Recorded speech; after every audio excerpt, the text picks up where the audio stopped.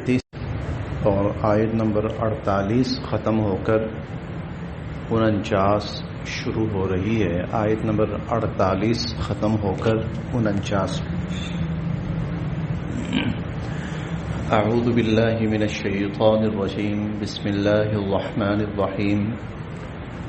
ومنهم من يقول ائذن لي ولا تفتني ألا في الفتنة سقطوا وَإِنَّ جَهَنَّمَ لَمُحِيطَةٌ بِالْكَافِرِينَ. وَمِنْهُمْ اور ان منافقین میں سے من وہ شخص بھی ہے یقول جو کہتا ہے. وَمِنْهُمْ مَنْ يَقُولُ اور ان منافقین میں سے وہ شخص بھی ہے جو کہتا ہے اذن اجازت دیجئے لی مجھے. اذن لی مجھے اجازت دیجئے. ولا اور نہ تفتنی مجھے کسی فتنے میں ڈالیے.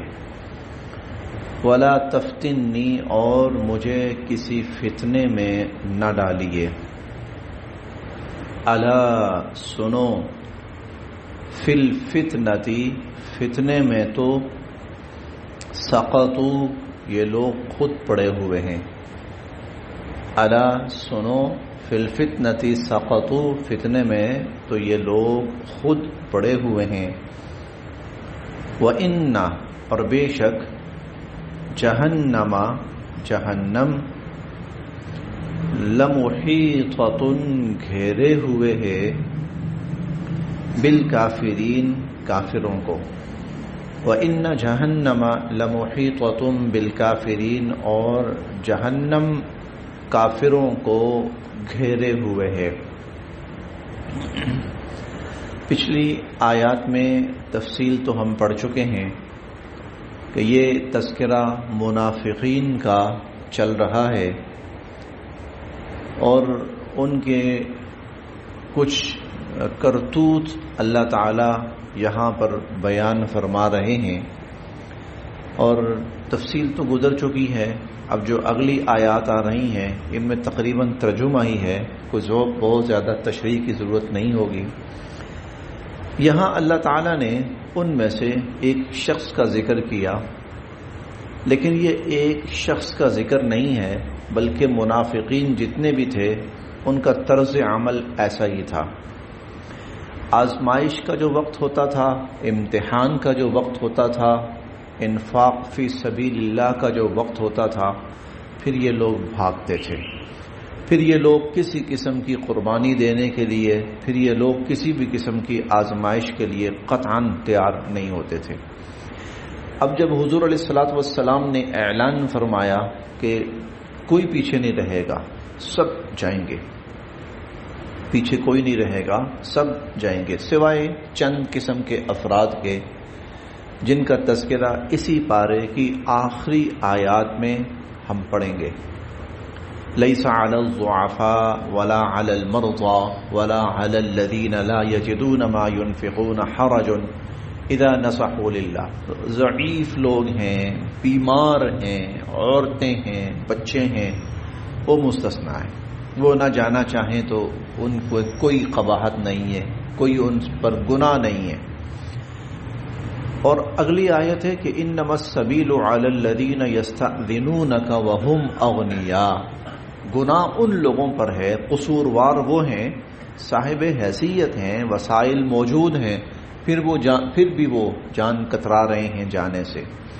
یہ وہ لوگ تھے, وسائل موجود تھے, صحت, تندرستی, سب کچھ, لیکن اب جب آزمائش کا وقت ہے, مشکل کا وقت ہے, تو انہوں نے اسلام کو, مسلمانوں کو, حضور علیہ الصلوۃ والسلام کو اپنی دانست میں بیار و مددگار چھوڑ دیا.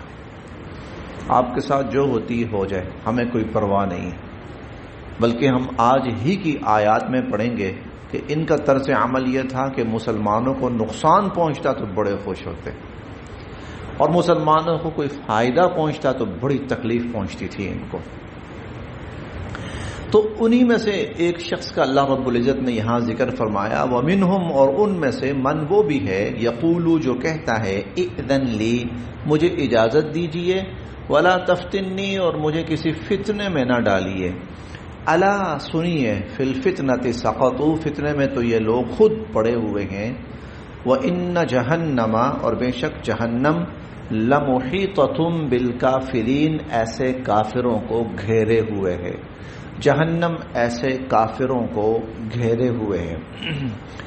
یہ ایک بڑی ہی نامناسب سی بات کی اس شخص نے، اور حضرت ابن عباس رضی اللہ عنہما نے وہ بات نقل فرمائی۔ جد بن قیس اس شخص کا نام تھا، تو یہ کہنے لگا کہ اللہ کے نبی میں تو نہ ہی جاؤں تو اچھا ہے۔ اس کی وجہ یہ ہے کہ جب ہم وہاں جائیں گے نا تو روم کی فوج آ رہی ہے، روم سے لڑیں گے، تو ان کی عورتیں میں نے سنا بڑی خوبصورت ہوتی ہیں، میں ایسا نہ ہو کہ میں تو انہی میں الجھ کے رہ جاؤں، تو بہتر یہ ہے کہ میں نہ ہی جاؤں، اپنا ایمان بچاؤں، میں نہ ہی جاؤں اپنا۔ تو اللہ فرماتے ہیں الا فی الفتنۃ سقطوا، اس سے بڑے فتنے میں یہ پڑے ہوئے ہیں، اور وہ منافقت کا فتنہ ہے۔ اور پھر اگلا جو جملہ ہے، اللہ تعالیٰ نے ان کو منافقین میں شامل نہیں کیا، بلکہ اللہ نے ان کو کافروں کی فہرست میں شامل کیا۔ وَإِنَّ جَهَنَّمَ لَمُحِيطَةٌ بِالْكَافِرِينَ ایسے کافروں کو جہنم گھیرے ہوئے ہے۔ ان اگر تصب کا آپ کو پہنچتی ہے حسنتن کوئی بھلائی، کوئی فائدہ، تسؤہم ان کو بہت برا لگتا ہے۔ اگر آپ کو کوئی فائدہ پہنچتا ہے ان کو بہت برا لگتا ہے۔ وَإِن تُصِبْكَ اور اگر آپ کو پہنچتی ہے مصیبتن کوئی مصیبت، پریشانی، کوئی تکلیف پہنچتی ہے، یقولو تو یہ کہتے ہیں قد بے شک اخذنا ہم نے تو الگ کر لیا تھا امرنا اپنا معاملہ من قبل اس سے پہلے ہی، قد اخذنا امرنا من قبل ہم نے تو اس سے پہلے ہی اپنا معاملہ الگ کر لیا تھا۔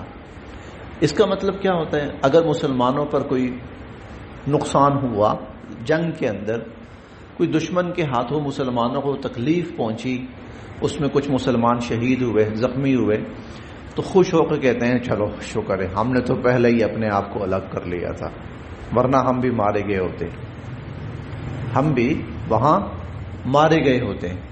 تو وَإِن تُصِبْكَ مُصِيبَةٌ اور اگر تمہیں کوئی مصیبت پہنچتی ہے، یقولو تو یہ کہتے ہیں قد اخذنا امرنا من قبل ہم نے تو اپنا معاملہ پہلے ہی الگ کر لیا تھا۔ وَيَتَوَلَّوْا اور یہ واپس لوٹتے ہیں، وَهُمْ فَرِحُونَ اور یہ خوش ہوتے ہیں، وَيَتَوَلَّوْا وَهُمْ فَرِحُونَ اور خوشی خوشی اپنے گھروں کو واپس لوٹتے ہیں۔ نقصان ہوا ان کا ہوا۔ اور ہم چوتھے پارے میں پڑھ کر آئے، وہاں غزوہ احد کا ذکر ہوا تھا، اللہ تعالیٰ نے غزوہ احد کا ذکر کیا، اس میں 300 منافقین پہلے ہی الگ ہو گئے ہی نہیں، راستے سے ہی الگ ہو گئے۔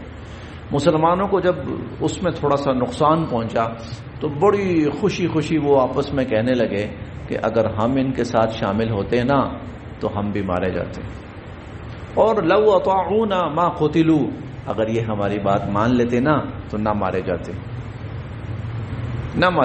دیکھو نا ہماری بات نہیں مانیں گے، اور شکر ہے ہم نے ان کے ساتھ نہیں دی، ورنہ ہم بھی نقصان سے دوچار ہوتے۔ وَيَتَوَلَّوْا وَهُمْ فَرِحُونَ تو خوشی خوشی اپنے گھروں کو واپس لوٹتے ہیں۔ قل آپ ان سے فرمائیے، اب یہاں پر ایک مسلمان کا طرز عمل کیا ہونا چاہیے وہ بیان ہو رہا ہے۔ قل آپ فرمائیے لن یصیبنا ہمیں ہرگز نہیں پہنچ سکتی کوئی بھی چیز یا مصیبت، الا سوائے اس کے ما کتب اللہ جو لکھ دی ہو اللہ نے، لنا ہمارے لیے، لن یصیبنا الا ما کتب اللہ لنا ہمیں وہی حالت پہنچے گی جو ہمارے رب نے ہمارے لیے لکھ دی ہے۔ غمی، خوشی، راحت، پریشانی جو بھی ہے، جو ہمارے رب نے ہمارے لیے لکھ دیا ہے ہمیں وہی ملے گا. ہوا مولانا، وہی ہمارا آقا، وہی ہمارا مددگار، وہی ہمارا کارساز ہے. وعلی اللہ، اور اللہ پر ہی فلیتوکل المؤمنون، ایمان والوں کو بھروسہ کرنا چاہیے. مسلمان پر کوئی مصیبت آئے تو دو چیزوں کا اس کو یقین ہونا چاہیے، یا دو چیزوں کا طرز عمل اس کا ہونا چاہیے. پہلی بات، کہیں یہ میری کسی گناہ کا نتیجہ تو نہیں ہے، کہیں یہ میرے کسی گناہ کا نتیجہ تو نہیں ہے، لہذا استغفار کرنا چاہیے. استغفار کرنا چاہیے. یاد رکھیے گا حضور علیہ الصلوۃ والسلام کا فرمان مبارک ہے کہ بہت سے گناہوں کے برے نتائج دنیا میں انسان کو ملتے ہیں، دنیا کے اندر.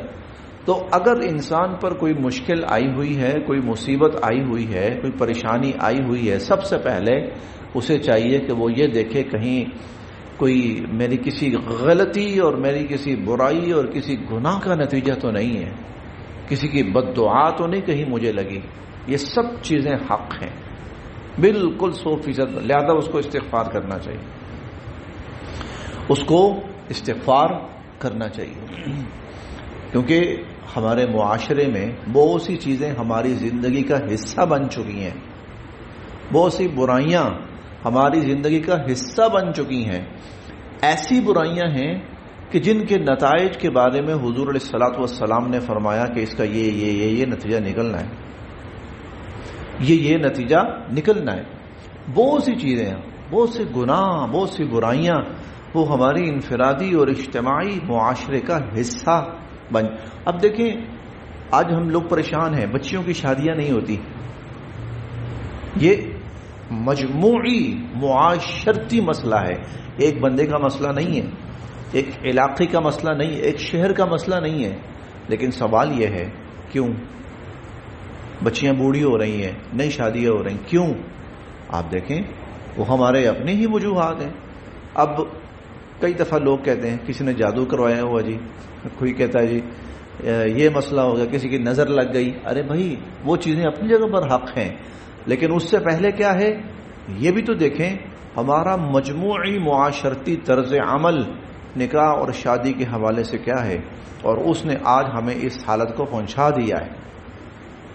اس نے آج ہماری زندگی میں، ہمارے مال و دولت میں برکت نہیں ہے، برکت نہیں ہے. کیوں نہیں ہے؟ آپ اس بات پہ غور کریں، ہمارے ملک کا مجموعی معاشی نظام سود پہ چل رہا ہے، تو برکت کہاں سے آئی؟ یمحق اللہ الربا، اللہ تو سود کو مٹاتے ہیں، ختم کرتے ہیں. مٹانے اور ختم کرنے والی جو چیز ہے اس میں برکت کہاں سے آنی ہے؟ اس طرح کی بے شمار چیزیں ہیں جو ہمارے مجموعی مزاج بن چکا ہے، ہمارا طرز عمل بن چکا ہے. اس کے پھر نتائج ہمیں بھگتنے پڑتے ہیں، اور جو نتائج ہوتے ہیں نا وہ پھر پورا ملک اور پوری قوم بھگتتی ہے، اس سے پھر سب دوچار ہوتے ہیں. تو اسی لیے اگر کوئی معاملہ آئے، پہلی چیز کیا ہے؟ انسان یہ دیکھے کہ مجھ سے غلطی ہوئی ہوگی، کوئی گناہ ہوا ہوگا، لہذا استغفار کرے، توبہ کرے، نوافل پڑھے، صدقہ اور خیرات کرے. اور دوسری بات، اس کے باوجود بھی اگر وہ چیز باقی ہے تو پھر لگتا ہے اللہ کی طرف سے آزمائش. تو دونوں حالتوں میں وہ استغفار کرے اور اللہ سے امید رکھے کہ اللہ اس مشکل کو دور فرما دیں گے. اسی کو کہا گیا وَعَلَى اللَّهِ فَلْيَتَوَكَّلِ الْمُؤْمِنُونَ، ایمان والوں کو اللہ پر بھروسہ کرنا چاہیے. یعنی پھر امید رکھے کہ اللہ پاک یقیناً اس کو مجھ سے ایک وقت میں، دوسرے وقت میں، تیسرے وقت میں دور فرما دیں گے. قل، آپ یہ بھی فرمائیے، هل تربصون، نہیں تم انتظار کر رہے، هل تربصون، نہیں تم انتظار کر رہے، بنا، ہمارے بارے میں، الا، مگر، نہیں تم انتظار کر رہے ہمارے بارے میں، الا، مگر، احدى الحسنیین، دو بھلائیوں میں سے ایک کے بارے میں، دو بھلائیوں میں سے ایک کے بارے میں. تم تو دو بھلائیوں میں سے ایک بھلائی کا، کسی ایک بھلائی کا انتظار کر رہے ہو. اے منافقین، تم دو بھلائیوں میں سے ایک بھلائی کا انتظار کر رہے، اور وہ کیا ہیں؟ دو بھلائیاں کیا ہیں؟ یا فتح یا شہادت، یا فتح یا شہادت۔ ہمیں فتح مل گئی تو بھی ہمارا فائدہ ہی فائدہ، ہمیں شہادت مل گئی تو بھی ہمارا فائدہ ہی فائدہ ہے، تو بھی ہمارا فائدہ ہی فائدہ ہے۔ ہم شہید ہو گئے تب بھی فائدہ ہے، ہمیں فتح ملی تب بھی فائدہ ہے۔ هل تربصون بنا الا احدى الحسنيين، تم تو دو بھلائیوں میں سے کسی ایک بھلائی کا ہمارے بارے میں انتظار کر رہے ہو۔ ونحن، اور ہم، نتربص، انتظار کر رہے ہیں، بکم، تمہارے بارے میں، ونحن نتربص بکم، اور ہم تمہارے بارے میں انتظار کر رہے ہیں، ان یصیبکم، کہ پہنچائیں تم کو، اللہ بعذاب، عذاب، اللہ تمہیں عذاب پہنچائیں، من عنده، اپنی طرف سے، او یا بایدینا، ہمارے ہاتھوں، یا تو اللہ براہ راست اپنی طرف سے تم پر عذاب نازل فرما دیں، یا ہمارے ہاتھوں اللہ تمہیں سزا دلوائیں۔ ہم اس چیز کا انتظار کر رہے ہیں۔ فتربصوا، تم بھی انتظار کرو، اور انا، بے شک ہم بھی، معکم، تمہارے ساتھ، متربصون، انتظار کر رہے ہیں۔ تم بھی انتظار کرو، ہم بھی انتظار کر رہے ہیں۔ قل، آپ یہ بھی فرمائیے، آپ یہ بھی فرمائیے، انفقوا، تم خرچ کرو، طوعا، خوشی سے، او کرہن، یا ناخوشی سے، تم خوشی سے خرچ کرو یا نہ خوشی سے، چاہتے ہوئے یا نہ چاہتے ہوئے، لن یتقبل، ہرگز قبول نہیں کیا جائے گا، منکم، تم سے، لن یتقبل منکم، ہرگز تم سے قبول نہیں کیا جائے گا، انکم، بے شک تم، کنتم ہو، قوما فاسقین، نافرمان لوگ، تم نافرمان لوگ ہو، تمہارے صدقات قطعاً قبول نہیں کیے جائیں گے۔ یہاں صدقات کا ذکر ہے اور اگلی آیات میں اور اعمال کا بھی ذکر ہے، تمہارا کوئی عمل قبول نہیں ہوگا۔ وما، اور نہیں، منعہم، کسی چیز نے روکا ان کو، وما منعہم، اور نہیں روکا ان کو کسی چیز نے، ان تقبلا، کہ قبول ہوں، منہم، ان کے، نفقاتہم، صدقات، ان کے جو انہوں نے خرچ کیا، نفقات، نفقہ کی جمع ہے، جو انہوں نے خرچ کیا ہے، اس خرچ کیے ہوئے کو قبول ہونے میں کیا چیز رکاوٹ ہے؟ کیوں نہیں قبول ہوگا؟ الا، اس لیے، انہم، کہ بے شک ان لوگوں نے، کفروا، کفر کیا ہے، باللہ، اللہ کے ساتھ، ورسولہ، اور اس کے رسول صلی اللہ علیہ وسلم کے ساتھ، انہوں نے اللہ اور اس کے رسول صلی اللہ علیہ وسلم کے ساتھ کفر کیا ہے۔ سوال یہ ہے، کفر کہاں؟ یہ تو نمازیں پڑھتے ہیں، یہ تو مال خرچ کر رہے ہیں، اسلام، حضور علیہ الصلوۃ والسلام چندے کی اپیل فرما رہے ہیں تو یہ مال لے کے آ رہے ہیں، تو پھر انہوں نے کفر کیسے کیا؟ نمازوں میں یہ شامل ہیں، عبادات میں یہ شامل ہیں، اعمال میں یہ شامل ہیں، پھر کیسے؟ مسئلہ یہ ہے، یہ سب اوپر سے ہے، اندر سے یہ لوگ ایمان سے خارج، ان کے دلوں میں ایمان ہے ہی نہیں، ان کے دلوں میں نہیں ہے ایمان، اور اللہ کے ہاں جو فیصلے ہوتے ہیں وہ زبانی کلامی باتوں پر نہیں ہوتے، وہ دلوں کی کیفیات پہ ہوتے ہیں، دلوں میں ایمان ہے یا نہیں ہے۔ اس لیے ہم پڑھیں گے، آج کل بھی پڑھ رہے ہیں، سورہ منافقون ہے، اس کی ہم پہلی آیات پڑھیں گے، اذا جاءک المنافقون، جب منافق آپ کے پاس آئیں گے، قالو، تو وہ کہیں گے، نشہد، ہم گواہی دیتے ہیں، انک لرسول اللہ، کہ آپ اللہ کے رسول ہیں، ہم گواہی دیتے ہیں، منافق کہہ رہے ہیں ہم گواہی دیتے ہیں آپ اللہ کے رسول ہیں، واللہ یعلم انک لرسول، اللہ جانتے ہیں کہ آپ اللہ کے رسول ہیں، واللہ یشہد، اور اللہ یہ گواہی دیتے ہیں، ان المنافقین لکاذبون، کہ منافق جھوٹے ہیں، اللہ گواہی دے رہے ہیں کہ محمد الرسول اللہ، محمد اللہ کے رسول ہیں صلی اللہ علیہ وسلم، منافقین کہہ رہے ہیں کہ حضور علیہ الصلوۃ والسلام کے بارے میں ہم گواہی دیتے ہیں کہ آپ اللہ کے رسول ہیں، اللہ کہتے ہیں جھوٹے ہیں، یہ جھوٹ بول رہے ہیں، کیوں؟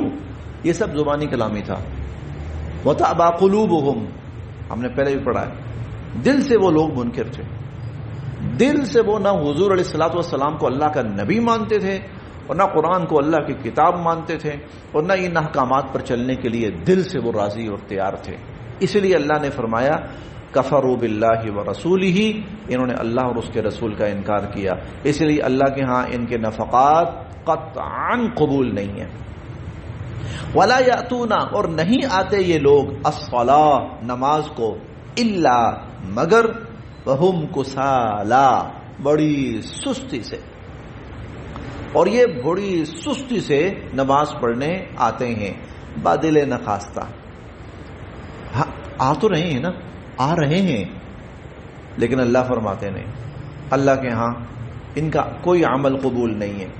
ولا ينفقون، اور نہیں یہ لوگ خرچ کرتے، الا مگر وہم کارہون، ناخوشی سے، اور یہ ناخوشی سے مال خرچ، دلی طور پر خوش نہیں ہے، مجبوراً. 11واں پارہ شروع ہونے والا ہے، اس کی ابتدائی آیات ہیں وَيَتَّخِذُ مَا يُنْفِقُ مَغْرَمًا، یہ جو خرچ کرتے ہیں نا، خرچ کرنا پڑ جاتا ہے ان کو، یہ اس کو تاوان سمجھ رہے ہوتے ہیں، یہ ان کو اس کو ایک تاوان جو ہمارے گلے میں ڈال دیا گیا اور مجبوراً ہمیں دینا ہے. تو اللہ فرماتے ہیں ایسے میں کیوں قبول کروں. فلا تعجبک، آپ حیران نہ ہو، فلا تعجبک، آپ حیران نہ ہو، اموالہم، ان کے مالوں سے، ولا اولادہم، اور نہ ان کی اولادوں سے، آپ ان کے مالوں اور ان کی اولادوں سے حیران نہ ہو. مالوں اور اولادوں سے حیران کا مطلب کیا ہے؟ یا اللہ اگر یہ اتنے برے ہیں، اولادوں کی کثرت، مال و دولت کی کثرت، عیش و عشرت، عیاشی، تو پھر یہ کیوں ہے؟ تو اللہ اس وقت اس کا جواب دے رہے ہیں، اس بات سے آپ حیران نہ ہو کہ نافرمان ہے تو پھر کیوں اتنا ملا ہوا ہے. انما، بے شک، یرید اللہ، اللہ چاہتے ہیں، لیعذبہم، کہ ان کو سزا دیں، بہا، اسی مال و اولاد کے ذریعے، فی الحیات الدنیا، دنیا کی زندگی میں، دنیا کی زندگی میں اللہ یہ چاہتے ہیں کہ ان کو اسی کے ذریعے سزا دیں. وتزہق، اور نکلے، انفسہم، ان کی جانیں، وہم کافرون، اس حال میں کہ یہ کافر ہوں. اللہ چاہتے ہیں کہ ان کو اسی مال اور اولاد کے ذریعے سزا دیں. اب اس کی صحیح تشریح جو ہے نا، وہ حضور علیہ الصلوۃ والسلام کا وہ فرمان ہے.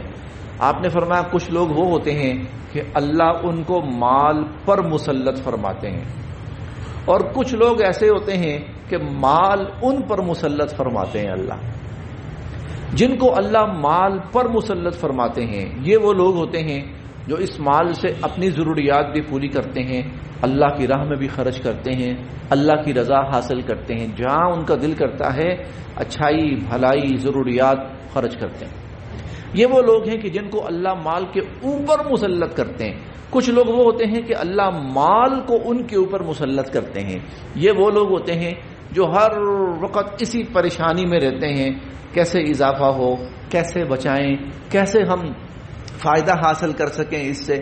یعنی وہ بیچارے 24 گھنٹے اسی کے ارد گرد گھومتے رہتے ہیں. دوسرے لفظوں میں ان کو اللہ اس مال کا چوکیدار بنا دیتا ہے. بچاؤ اس کو، اس کی حفاظت کرو، اس کو کہیں اندرون ملک کھپاؤ، اس کو کہیں بیرون ملک چھپاؤ، اس کو کہیں کچھ.